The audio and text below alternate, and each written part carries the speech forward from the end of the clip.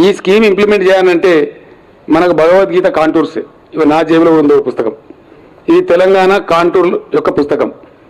ఏ మండలం యొక్క కాంటూర్ ఏంది, ఇది మీ డిపార్ట్మెంట్ ప్రింట్ చేసారు హైదరాబాద్లో. ఇది ప్రతి ఒక్క ఇంజనీర్ జేబులో 24 గంటలు ఉండాలి. మనం ఎక్కడ కూర్చున్నా ఎక్కడ మాట్లాడినా ఏం చేసినా ఇది మాత్రం జేబులో ఉండాలి. నేను వచ్చినప్పుడు నేను కూడా మిమ్మల్ని ఇన్స్పెక్ట్ చేస్తాను. ఇంజనీర్ గారు ఏమని అడుగుతాను, మీరు నా కాంటూర్ బుక్ చేయాలి దయచేసి. అఫ్కోర్స్ నా జేబులో కూడా ఉంటుంది.